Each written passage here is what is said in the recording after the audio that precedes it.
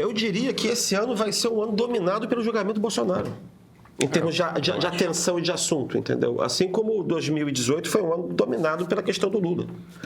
Então, o que vai acontecer provavelmente é que esse efeito comunicacional ele só vai poder ser visto depois que ele for preso, de alguma maneira. Porque até lá, entendeu? A gente vai estar dominado com o efeito Trump e com o efeito julgamento de Bolsonaro. E isso vai ser a pauta do ano.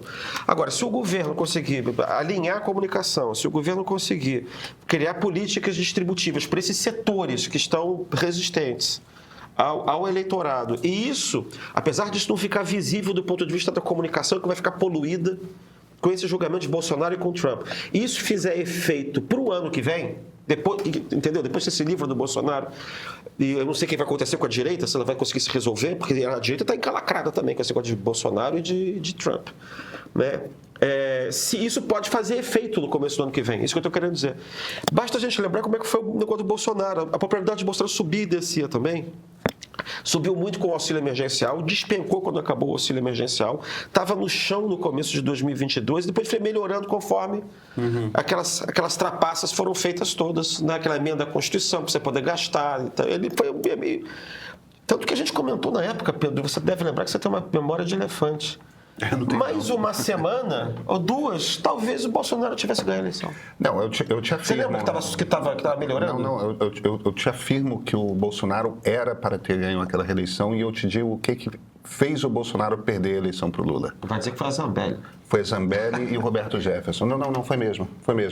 Tem um número que muitas pesquisas já pegaram e, no entanto, não é um número que a gente está muito habituado a ver, que é o seguinte: o brasileiro é, em média, bastante conservador, o brasileiro tem de direita, mas ele é conservador nos valores. Mas tem alguns pontos nos quais ele destoa muito dessa direita bolsonarista. E um desses pontos em que o brasileiro médio destoa mais da direita bolsonarista é na coisa do armamento da população. A coisa da violência. O brasileiro não quer arma distribuída generalizadamente. O brasileiro não quer que as pessoas tenham facilidade para comprar arma. Isso não quer dizer que o brasileiro seja pacífico, não goste de armas e tal. Não. Esse mesmo brasileiro quer que a polícia saia matando bandido. Entende? Essa coisa da polícia violenta que tem governos de direita como o do Tarcísio, aqui do Rio de Janeiro há muito tempo, né? Mas que tem governos de esquerda também, como o da Bahia, no PT. A PM baiana mata muito mais do que a do Rio, mata muito mais do que a PM de São Paulo. Há muitos governos e há muitos governos a Bahia governada pelo PT. Isso é uma coisa que o brasileiro aprova. Mas veja, é o Estado matando. Não são pessoas anônimas matando. A ideia de arma na mão das pessoas não é popular com o brasileiro médio. A única região do país em que esse negócio ganha e é apertado é a região centro-oeste. Em todas as outras regiões do país, é muito impopular a política de armamento, que é uma piração lá do Bolsonaro, tudo mais, tal, que é a cabeça doente dele. O que aconteceu ali é que, há uma semana da eleição, as curvas estavam cruzando e o Roberto Jefferson e a Zambelli trataram de lembrar a todos os brasileiros o que arma na mão de gente maluca faz. Entendeu? Aí ele perde por 1,5 ponto. Gente, foi isso. Quando o Bolsonaro se vira e fala que a eleição dele, ele perdeu a eleição por causa da Zambelli, ele está falando a verdade de duas formas. Primeiro, ele está reconhecendo algo que qualquer cara de pesquisa diz, e depois ele está reconhecendo que a eleição foi aquilo mesmo. Entendeu? Não, Débora? Exatamente. Vocês estavam falando muito sobre a comunicação do governo e sobre os conservadores. O que eu tenho visto, e aí aquele famoso, né, data pessoal, né, não é pesquisa, o que eu tenho visto é um forte apoio de pessoas conservadoras, não essencialmente bolsonaristas, mas de pessoas mais conservadoras, de direita e tal, a uma anistia ou uma dosagem da pena para o pessoal do 8 de janeiro, mas não tô vendo a galera muito agarrada com o Bolsonaro, não, sendo muito sincero. Acho que o pessoal já, com quem eu tenho conversado, quem eu tenho visto, eles já entregaram os pontos, tipo, Bolsonaro vai ser inelegível, não vai concorrer, vai ser preso. Parte por achar que foi aquilo mesmo, uma parte porque não gosta do STF, não confia no STF. Mas já estão precificando que vai ser outro candidato. E a pergunta, quem é o outro candidato? É isso que eu tenho visto muito mais do que essa coisa de colar...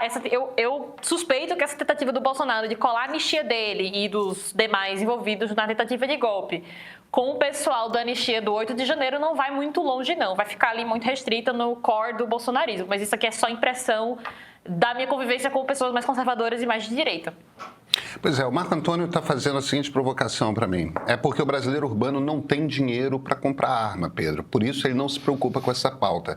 Não se engane, essa consciência pacifista não existe. Marco Antônio, você está errado. Errado com base em pesquisa. Todo mundo que já foi fazer pesquisa, todos os institutos de pesquisa já entraram nessa pauta. As pessoas não querem, o brasileiro não quer que a arma esteja na mão das pessoas. Não quer.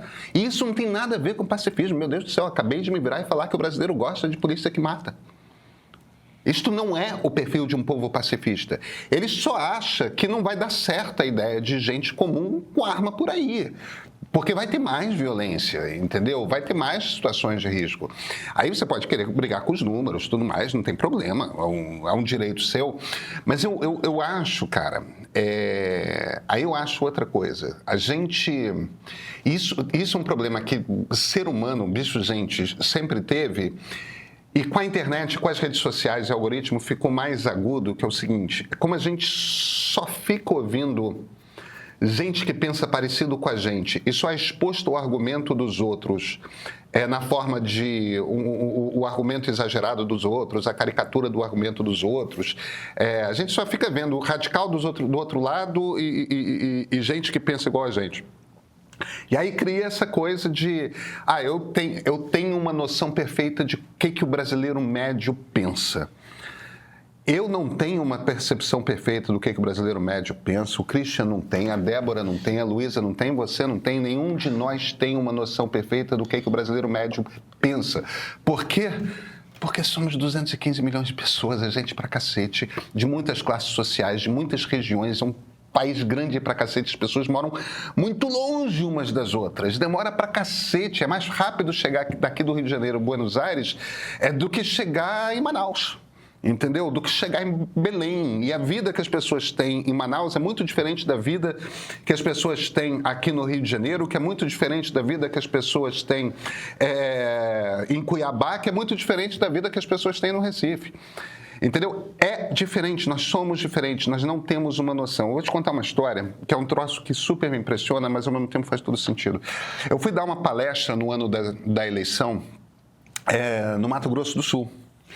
E o meu motorista, o rapaz que designaram como meu motorista para ficar me assessorando, tal, que eu ia ficar 2 dias, então precisava me pegar em hotel, me levar em jantar com a diretoria do sei das quantas, tudo mais. O rapaz era super gay, mas era gay do tipo que andava maquiado, com unha pintada, alongada e pintada com esmalte com purpurina. Tipo, era uma coisa performática mesmo. Vários piercings e tal. Você olha para o cara, tipo, estou em São Francisco, na Califórnia, que é um dos meus lugares favoritos no mundo. Aí eu perguntei para ele, a gente estava há 3, 4 meses da eleição, e você vai votar em quem? E a resposta dele veio na forma de um susto, assim, do tipo... Que pergunta excêntrica para se fazer para qualquer ser humano. Ele se virou para mim, vou votar no Bolsonaro, claro. Por que ele vai votar no Bolsonaro, claro? Porque em Cuiabá, todo mundo vota em Bolsonaro. É o único candidato razoável no qual se votar. Não existe essa pergunta, que tipo de gente esquisita vota no Lula? Lula ganhou a eleição. O ponto que eu estou fazendo aqui a gente fica fazendo caricaturas do que as pessoas são, e aí a gente parte do princípio que a gente entende o que as pessoas o que as pessoas são, quais são os valores que as pessoas representam e tudo mais. Esse país surpreende pra cacete. E quando você viaja muito para esse país, eu viajo muito, o Christian viaja muito, você percebe o quanto, cara, que esse Brasil é muito surpreendente. Só existe uma maneira de você entender o que o brasileiro médio pensa. É pesquisa.